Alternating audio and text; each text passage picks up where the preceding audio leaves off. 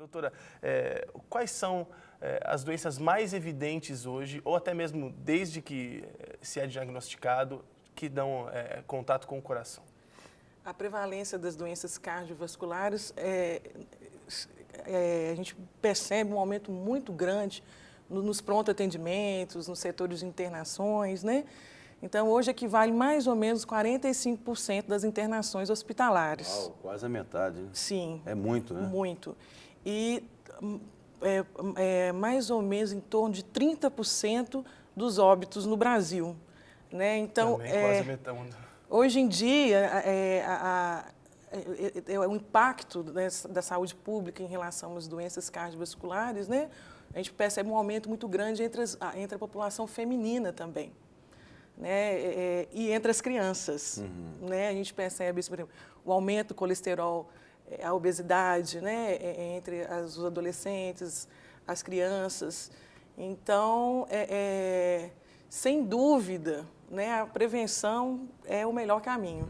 Você é cardiologista no Instituto Biocor. Sim. Lá não trata só de problemas do coração, embora a gente tenha essa ideia de que seja, né? Mas lá também uma das especialidades principais são as doenças cardiovasculares, né? Sim, mas sem dúvida, o que a gente percebe no nosso consultório é que aquele paciente, o tratamento das doenças cardiovasculares não resume apenas em terapias medicamentosas.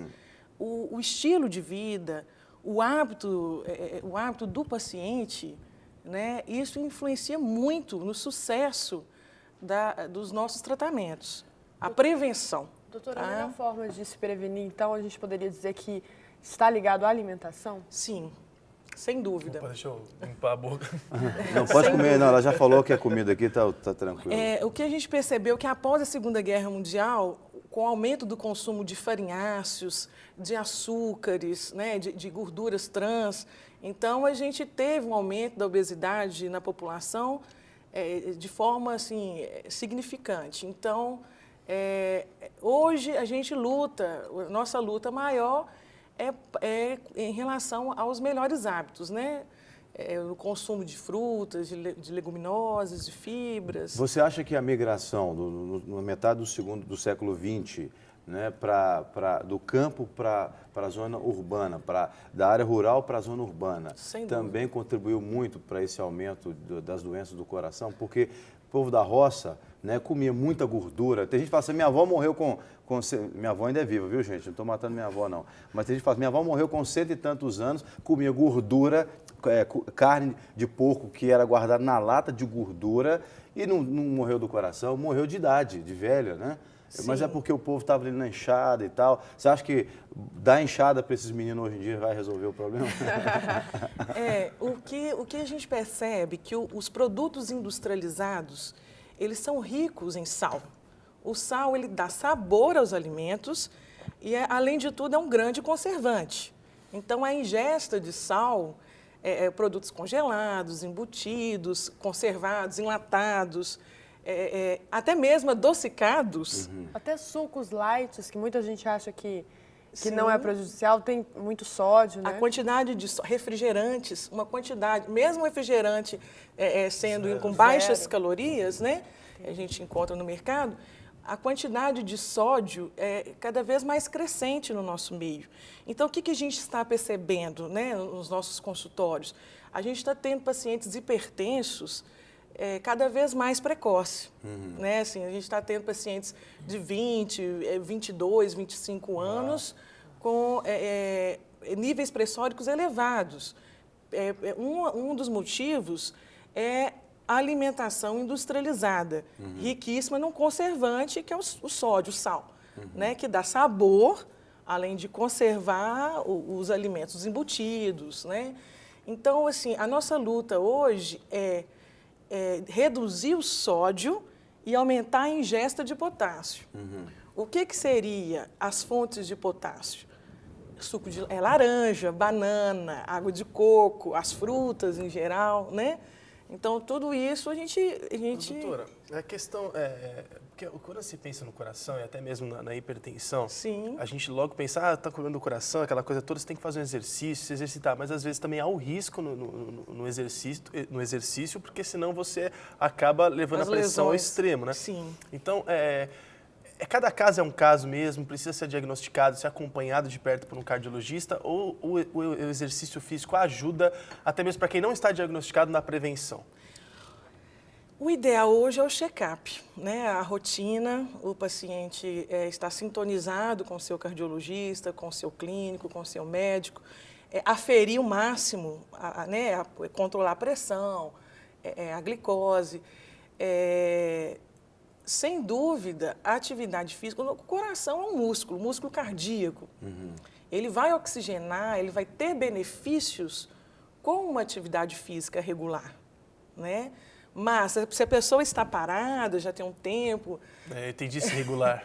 Eu entendo Sim, regular, porque tem os de final de semana, né? Que é aqueles como você vai lá, joga uma bola, depois você esquece do esporte até o final do ano. Nas últimas diretrizes, é recomendado a atividade física em torno diário, né? Diariamente, em torno de 30 a 40 minutos por dia. Né? De caminhada, no caso, seria? Sim, caminhadas.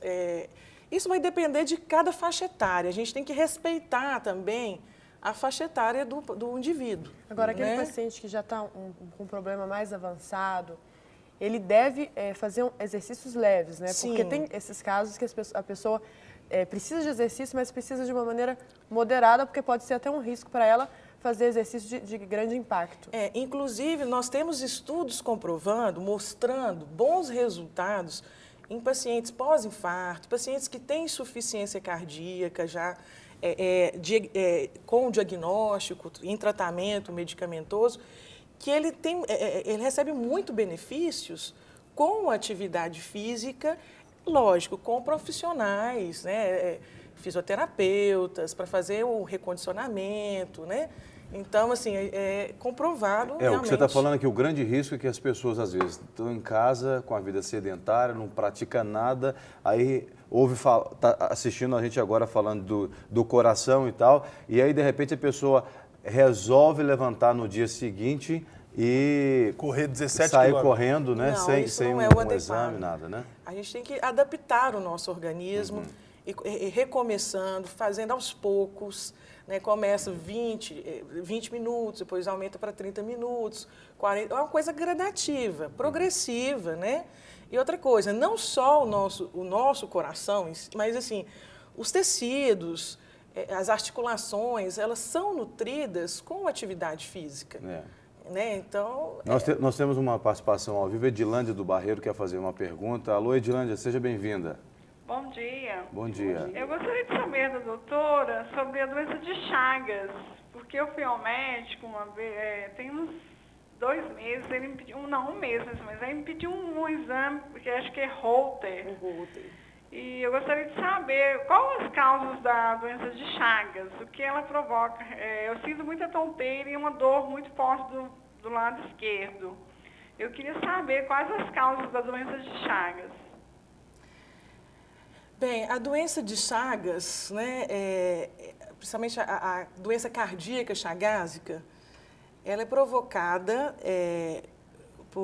a gente tem, né, o histórico do barbeiro, né, do protozoário, mas a doença de Chagas ela ataca o sistema nervoso, neurológico do coração, da parede do coração. Então, o portador da doença de Chagas, ele desenvolve arritmias, tá? Assim, então, por isso que o Holter é um exame que a gente faz um estudo durante um período de 24 horas da parte elétrica do coração. Né? Então, assim, vai estar registrando... O ecocardiograma? Não, é o Holter. É um aparelhinho que você corta, o aparelhinho, né? que você vai para casa, vai para o domicílio, ele vai fazendo um registro dos batimentos da parte elétrica cardíaca. Entendi. Então, na verdade, vai fazendo os registros do eletro. Num período de 24 horas. Num período de 24 horas. Assim, o cardiologista ele vai ter um material maior para analisar as arritmias. O que seria arritmia cardíaca? O batimento do coração ele tem um ritmo. né? Um exemplo, tum-tá, pum-tá. Então, se ele sai fora do ritmo, trum, ele faz batimentos extras, né? Como é muito comum na doença de Chagas, então o Holter vai oferecer um material maior para o cardiologista conhecer as arritmias daquele paciente e até melhorar no tratamento medicamentoso, com antiarrítmicos. Então, é interessante, é um estudo interessante.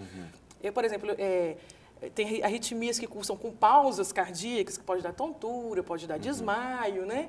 Então, o Holter oferece um material bacana. Mas, né? mas isso é adquirido apenas pela picada do barbeiro, não? É uma doença da característica dos países tropicais e que realmente a evolução em termos de terapia, de tratamento, foi lenta durante todos esses últimos 40 anos.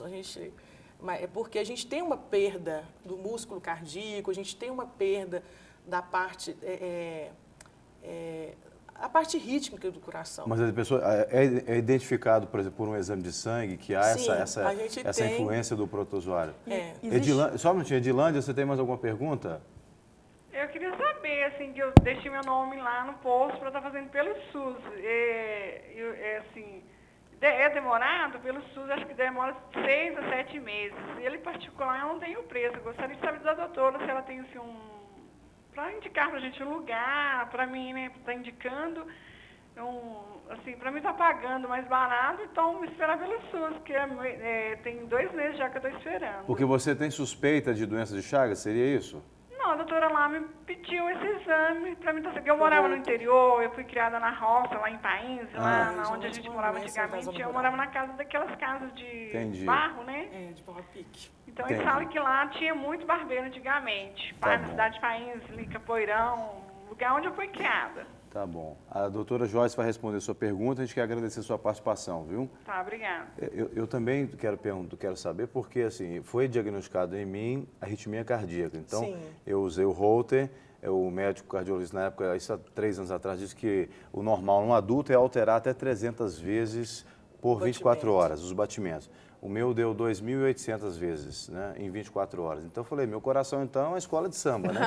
Porque você bate tutu, tutu, o meu faz tutu, tutu. Provavelmente as extrasístoles, né? As extrasístoles. Mas, assim, o meu caso, eu não me lembro de nenhum barbeiro ter me picado. Não, tem outras causas também.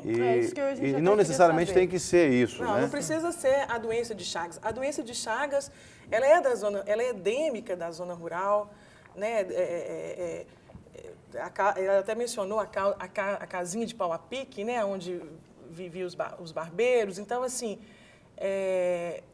hoje a gente, como falo, hoje a gente trata as sequelas. Não tem como prevenir a doença de Chagas. Sim, temos como prevenir, melhorando as estruturas das habitações das zonas rurais, né, da população da zona rural. E isso é uma forma da gente estar prevenindo a doença de Chagas. Agora, existem outras arritmias por outras causas. Sedentarismo pode ser uma delas? Sim, tireoide, problemas de tireoide. Tem N causas de problema do ritmo do coração, da parte elétrica. No caso da pergunta, né? Edilândia, tem algum lugar que você indicaria, por exemplo, onde a pessoa pode fazer com um custo melhor esse tipo de exame? O Hospital das Clínicas seria interessante. Lá tem o setor de cardiologia, que talvez, né, às vezes a pessoa não sabe, o paciente não sabe, na região, na área hospitalar. Atrás do Parque Municipal ali? Sim. No caso, seria atendimento gratuito? Tem um centro de referência da parte cardíaca. E atende pelo SUS? Sim, atende pelo SUS. Mas a rotatividade de espera é bem mais rápida? É um problema, o sistema de saúde, né, da saúde pública é um problema complicado. Agora, nós temos outros hospitais também que oferecem, né? Ela fala, existe, particular, sim. Na verdade, nesses casos é até interessante, né, ela sair procurando quem atende mais rápido, sim, porque não dá para você esperar muito também, né? Eu acho que quanto mais cedo começar a tratar a doença de Chagas, melhores os resultados, tá? Assim, em relação às sequelas da doença.